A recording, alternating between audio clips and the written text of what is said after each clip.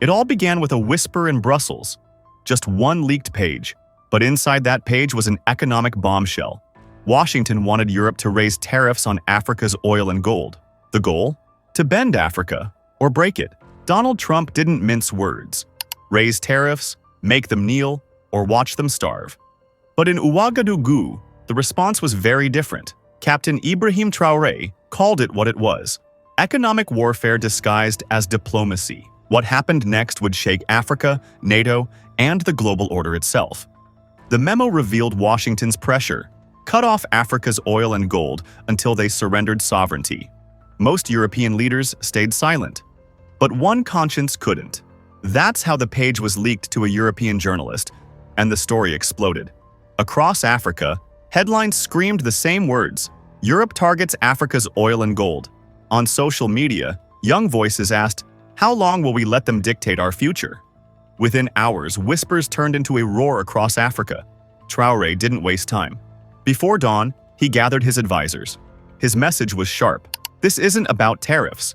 It's about control. If we bow today, we'll be slaves tomorrow. Within days, Sahel leaders convened a secret summit, not in Paris, not in Geneva, but in West Africa. Behind closed doors, they all agreed. If tariffs came, Africa would strike back by halting exports of oil and gold.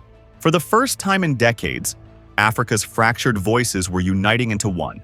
The decision spread quickly, not through official channels, but through ordinary people. Radio snippets, street chants, and viral signs carried the same message: better to endure hunger for a year than slavery for a century.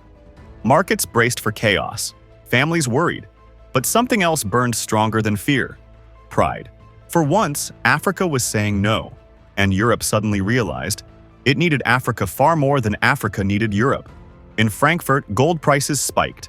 In Paris, energy officials panicked over uranium from Niger.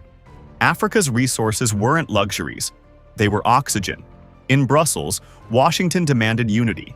But some Europeans whispered doubts: sanction Africa, and we sanction ourselves. For the first time, cracks appeared inside NATO's walls. Meanwhile, BRICS nations moved fast. China offered emergency credit. Russia proposed joint oil and gold ventures. India pledged to buy African crude directly. The message was clear: Africa wouldn't stand alone. But Traoré was cautious. Deals would come, but on Africa's terms. Security forces protected mines.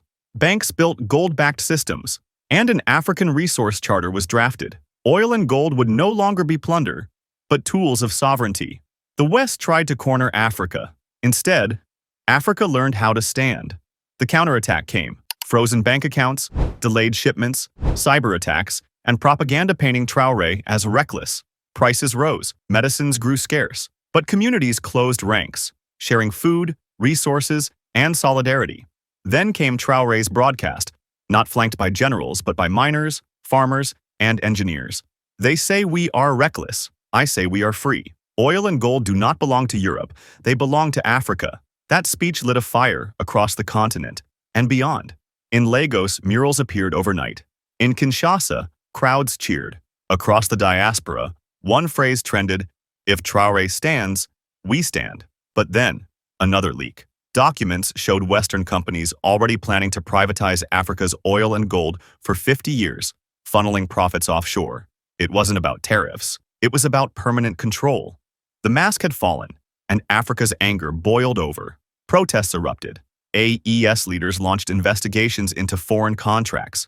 Crowds carried signs: no more hidden chains. For the first time, Africa wasn't begging, it was dictating terms. Traoré's words captured the moment.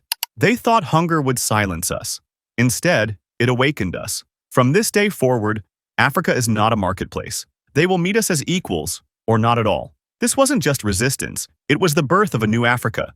Proud, united, and unshaken.